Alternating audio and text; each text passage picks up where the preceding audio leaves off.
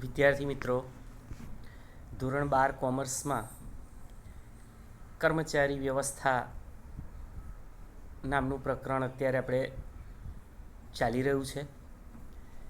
મેં તમને શરૂઆતમાં જ એવું કહેલું છે કે આ પ્રકરણમાંથી ઈ વિભાગમાં 5 માર્કનો પ્રશ્ન અવશ્ય પૂછાય છે, 100%. એ ભરતીના પ્રાપ્તિ સ્થાનો હોઈ શકે, જે આંતરિક અને બાહ્ય છે, બંને અથવા કોઈ પણ એક પ્રાપ્તિ સ્થાન, અથવા પસંદગીની વિધિ હોઈ શકે, જે આપણે ગયા વિડીયો લેક્ચરમાં ભણ્યા, તો એ પણ પૂછી શકાય. અથવા તાલીમ એટલે શું અને તેનું મહત્ત્વ, કે તાલીમ અને વિકાસ વચ્ચેનો તફાવત, અથવા વિકાસ એટલે શું અને તેનું મહત્ત્વ. પણ એક 5 માર્કનો પ્રશ્ન આ પ્રકરણમાંથી પૂછાય છે.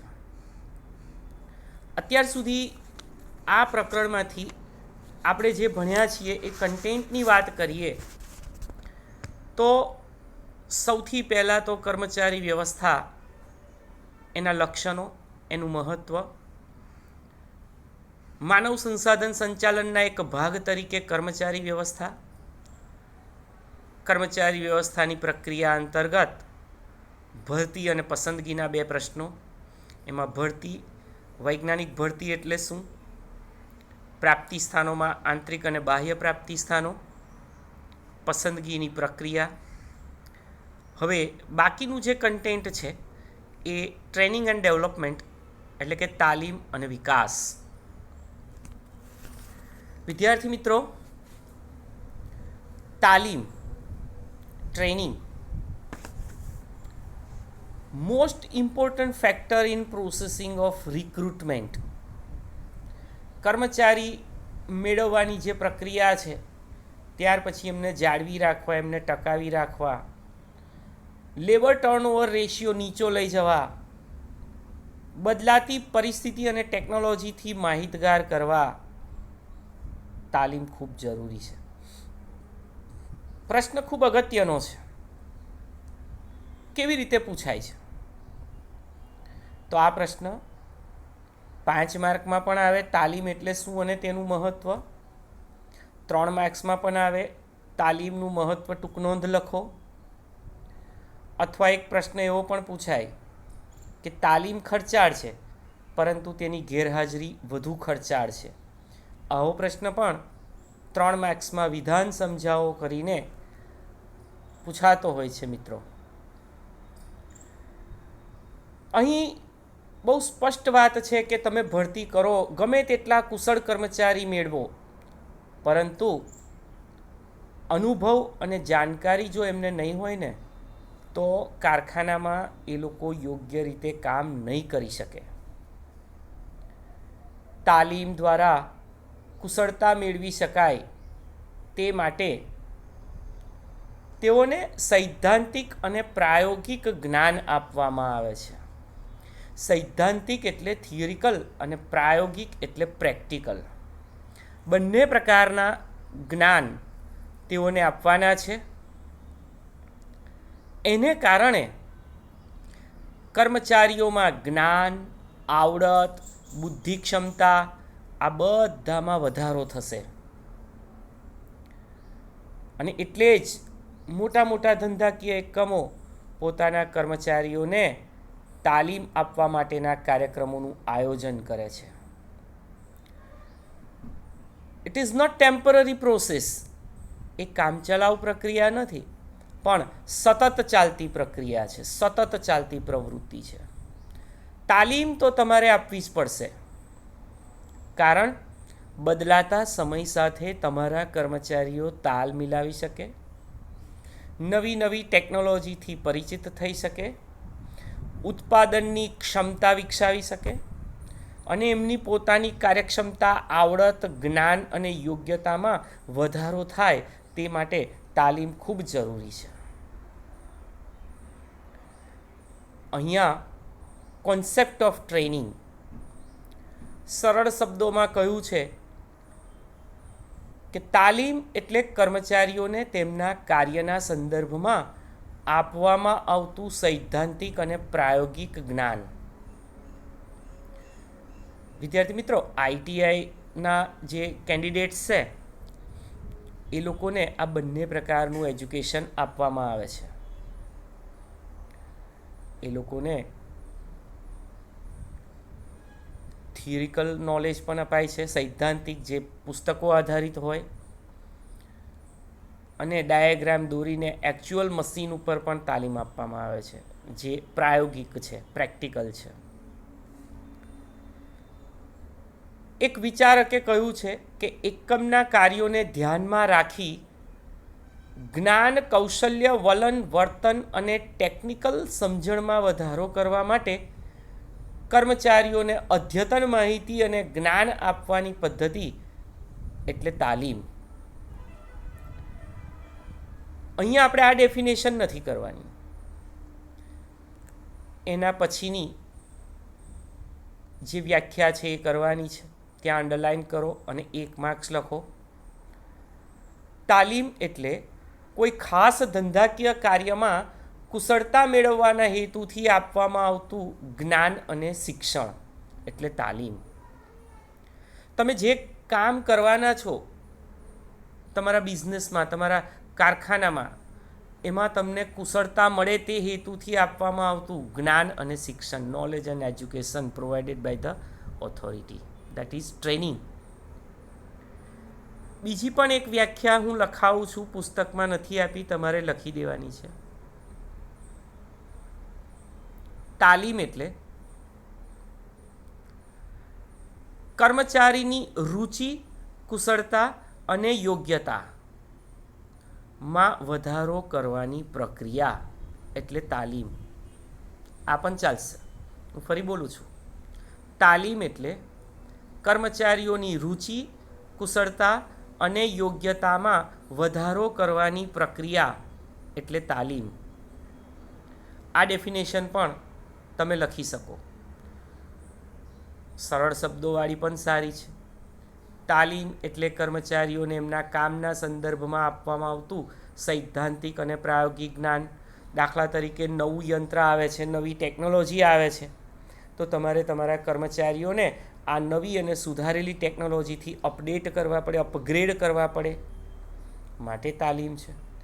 તમે જુઓ, બેન્કિંગ સેક્ટરમાં પણ જ્યારે કમ્પ્યુટરાઇઝેશન થયું ત્યારે તમામ કર્મચારીઓને કમ્પ્યુટર એજ્યુકેશનની તાલીમ આપવામાં આવી.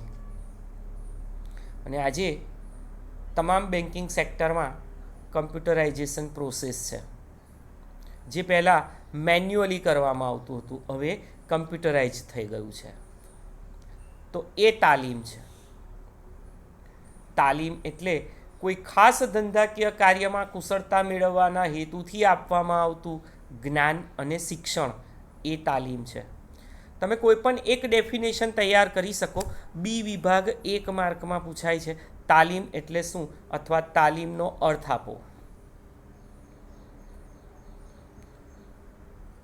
રુચિ, કુશળતા અને યોગ્યતામાં વધારો કરવાની પ્રક્રિયા એટલે તાલીમ.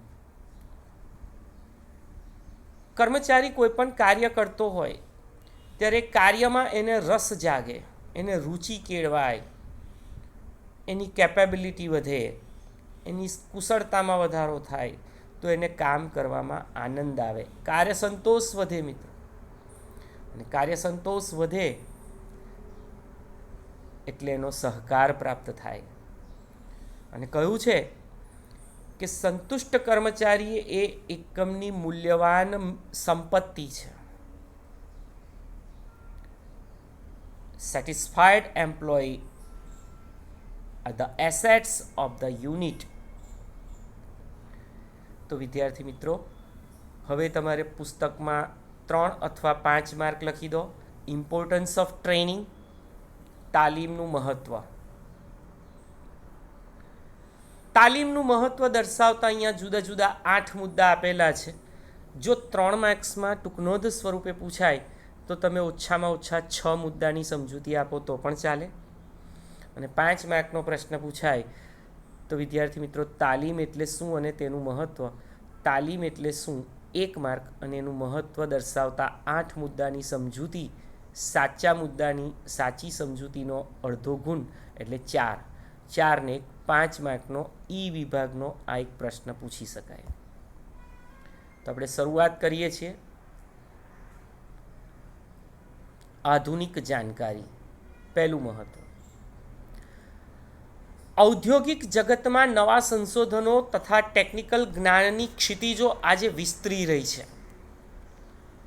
ખૂબ વ્યાપક પ્રમાણમાં રિસર્ચ થઈ રહ્યા છે.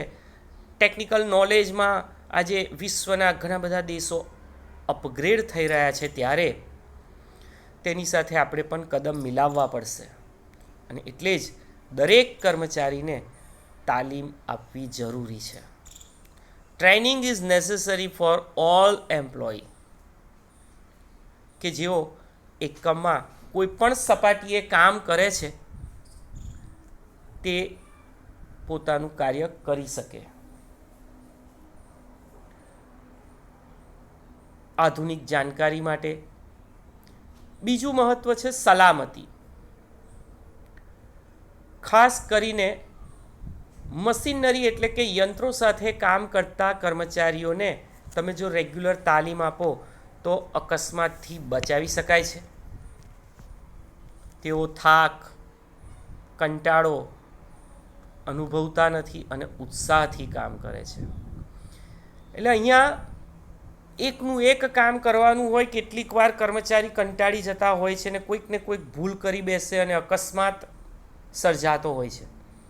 તો એ અકસ્માત ન થાય તે માટે પણ તાલીમ ખૂબ જરૂરી છે. For the security of employ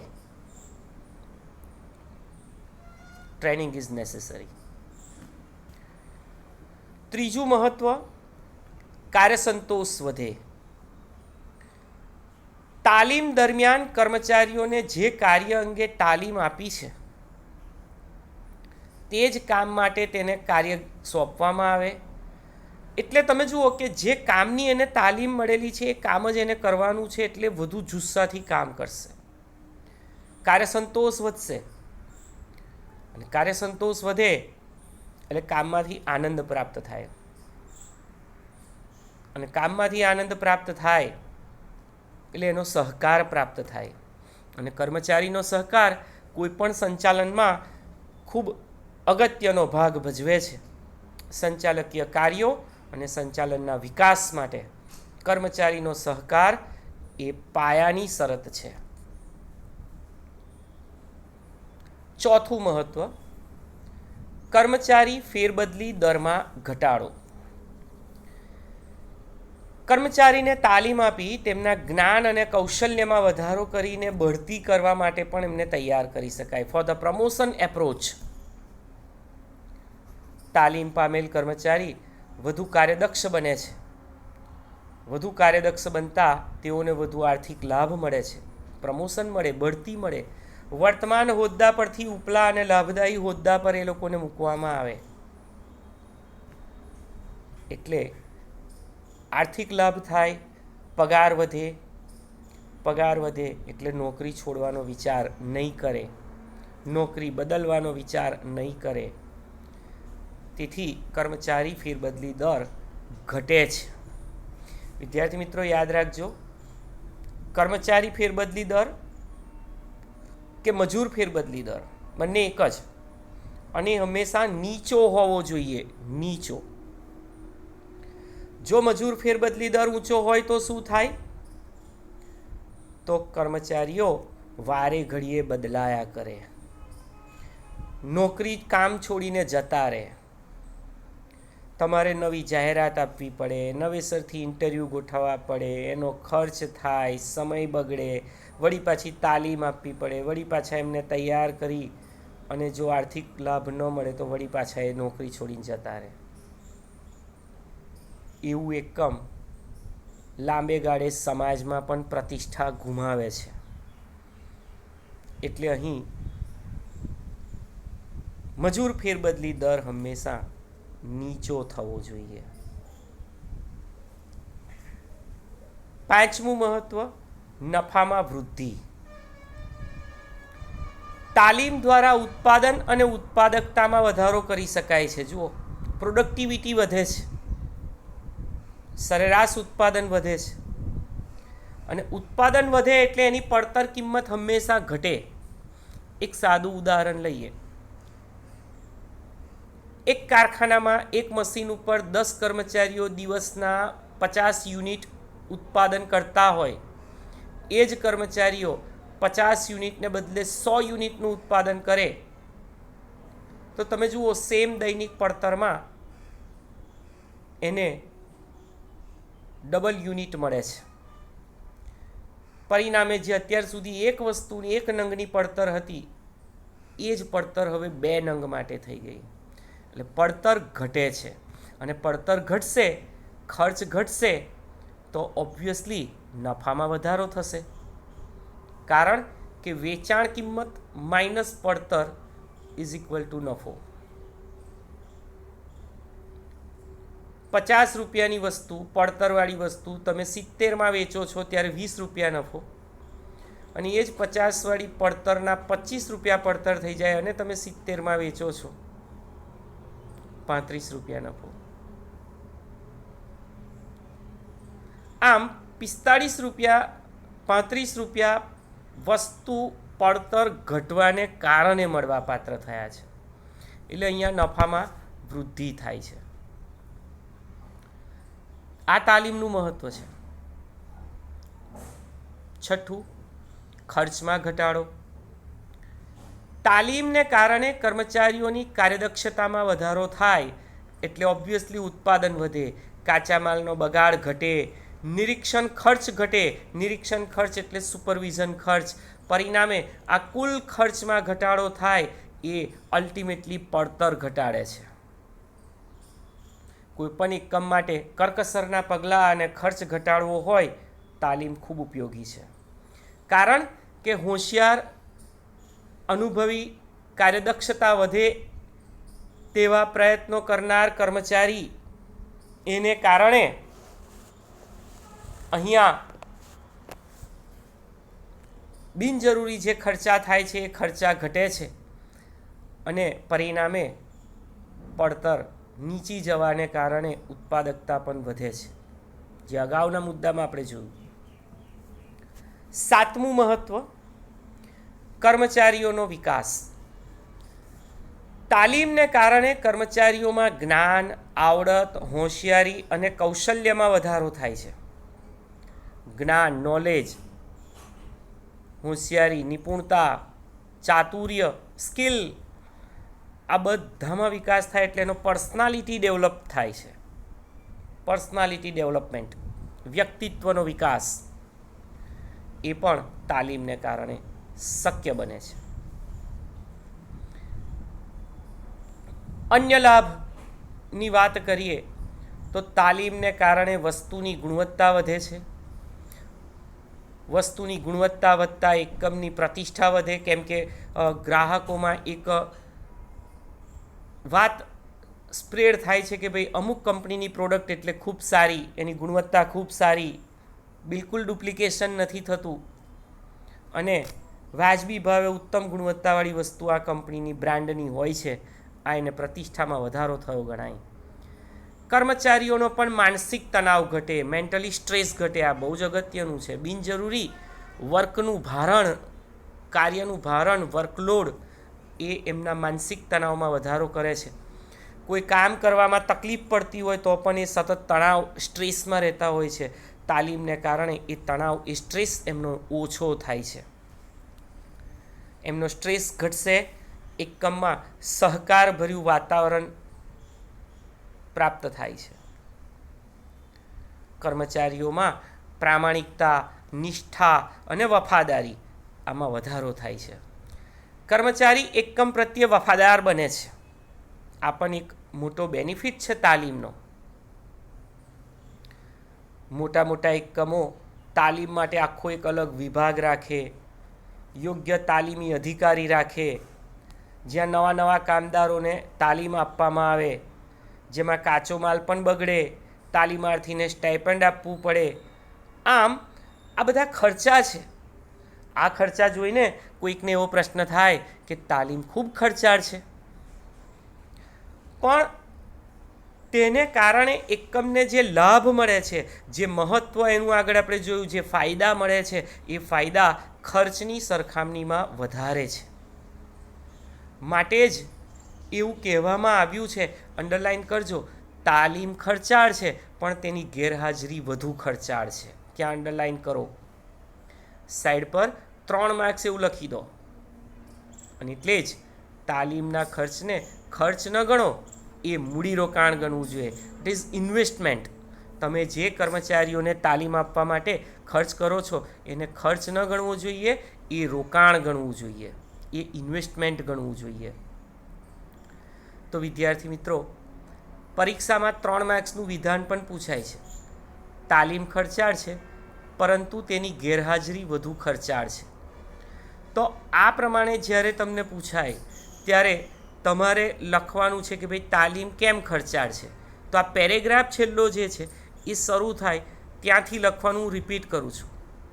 મોટા એકમો તાલીમ માટે અલગ વિભાગ રાખે, તાલીમી અધિકારી રાખે, જ્યાં નવા નવા કામદારોને તાલીમ અપાય, જેનાથી કાચો માલ બગડે છે. વળી તાલીમાર્થીઓને સ્ટાઇપેન્ડ આપવું પડે. સ્ટાઇપેન્ડ એટલે એક પ્રકારનું લઘુત્તમ વેતન, નક્કી કરેલું ફિક્સ્ડ નોમિનલ વેજ. તો એ સ્ટાઇપેન્ડ આપવું પડે. આ બધું થતાં સમય પણ ખૂબ જાય, એટલે એવું લાગે કે યાર તાલીમ તો બહુ જ ખર્ચાળ છે. પછી આપણે એમાં ઉપરના મહત્ત્વના પોઈન્ટ્સ એડ કરી દઈશું. પણ તાલીમ આપવાથી થતા ફાયદા: